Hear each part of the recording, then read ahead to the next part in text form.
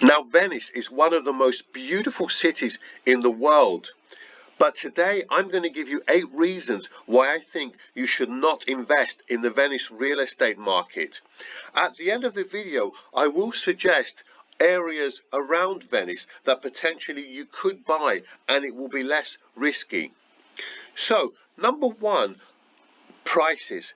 Now, property prices in Venice are really expensive, in particular in the historical centre. So, in San Marco Rialto, you are looking €5,500 per square metre plus on average. And even in other areas like San Polo, Santa Croce, Accademia, Dorso, Duro, on average, you are also looking at €5,000 per square metre. So very, very expensive to buy property in Venice. Number 2, I want to look at long-term yields, and again, they're not great. So if we take areas again like San Marco, San Polo, Santa Croce, you are looking at under 4% gross yields. And even in areas like Dorso, Duro, you can expect a bit more than this, perhaps 4 to 4.5% gross yields, but they're not great. And in particular now when we move to point 3 and combine it with point 2, renting out your property, Italy, as I've said in other videos, has high taxation, but moreover, it is very, very pro-tenant. So renting out your property long term is not going to give you much reward in Venice. Number 4, very important, I want to talk about population decline, in particular in the historical centre. So if we go back to 1951, 175,000 people lived in the historical centre, but by 2001 there had been a massive drop to 66,000, and in 2019 a further drop to 52,000, and it's expected to drop even further in the future. And in the nearby islands as well, 1951 the population was 44,000, in 2001 it had dropped to 32,000, and by 2019 it was only 27,000. So again here you've had a drop, not as much as the historical centre, but a significant drop nonetheless. However, one of the regions, cities, let's say outside of Venice, Mestre, in 1951 the population was 97,000 people. But by 2001, you'd seen a massive increase to 176,000, and by 2019, a further smaller increase to 179,000. So here is one of my areas outside of Venice where perhaps it's less risky to invest. Number 5, I want to talk about local affordability.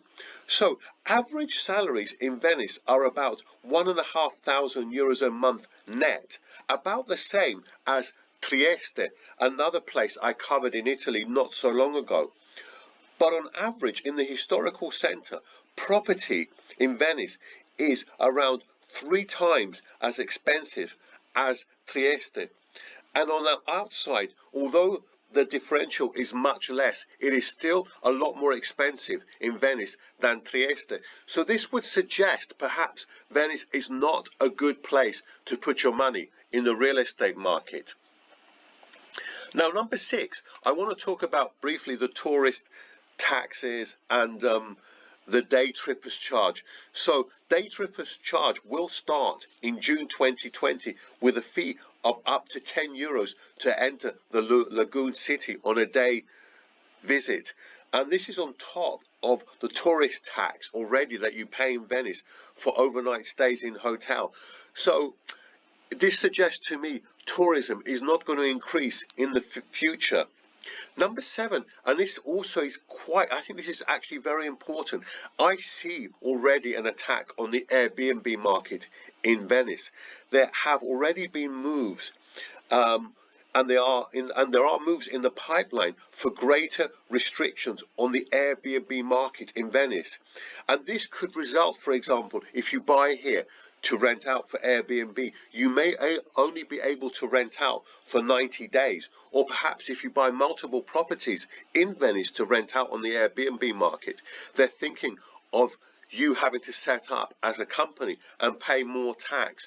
So beware that if you do buy for the Airbnb market, Venice, I think, is looking to attack this in the future. And finally, number 8, and we all know this, and it's very sad, Venice is sinking. And many scientists predict that Venice could be underwater before the end of the century. So if you buy your property, particularly long term, to give to your children and grandchildren, please do be aware of this. So what does this mean? Well, for me, this tells me you should absolutely avoid the historical centre if you want to buy, because as I've said, the long-term yields are not good. Now, Airbnb is actually pretty good in the historical centre, so you can get some good money here for your Airbnb. But Murano and Burano property on these islands are a heck of a lot cheaper at around €2,500 per square metre. And the Airbnb market, you're not going to get too much less than a historical centre. So perhaps it could be better to buy here than the historical centre. That said, the risk is, as I've said, is the attack on the Airbnb market. So if there's an attack on the Airbnb market and you're no longer, or for example, you can only rent out your property for 90 days, this could be difficult. And because Murano and Burano are places as well where there's population decline, you could be faced with a situation where it may be difficult to sell your property. Now, one alternative, as I've said, outside Venice is Mestre. And here you can get good property for under €2,000 per square metre. And if there is a problem in the future where you can't do Airbnb market, and an Airbnb market in Mestre is not too bad either, but if you need to sell, I think here there is a local market to sell to. And as I've said, the population is increasing. So that's always good if you want to sell in the future, or if you need to sell your property in the future. Whereas I think the historical centre is very risky. Murano and Burano, the islands nearby, are fairly risky, but Mestre, for me, is the one with the least risk, and where I believe in the future there could be a bit more increase in house prices. And if the worst came to the worst and you needed to sell, there is definitely a market here where you can sell to in the future. Now, I'd love to know your thoughts on Venice. Have you ever thought about buying property in Venice? If you've bought in property in Venice and you rent out on the Airbnb market, I'd love to know your thoughts, because I think in Murano and Burano, as a percentage yearly, you're going to do better in the Airbnb market than the historical centre. Anyway, that's it for today. Thanks ever so much for watching this video, and I shall see you soon on the next one.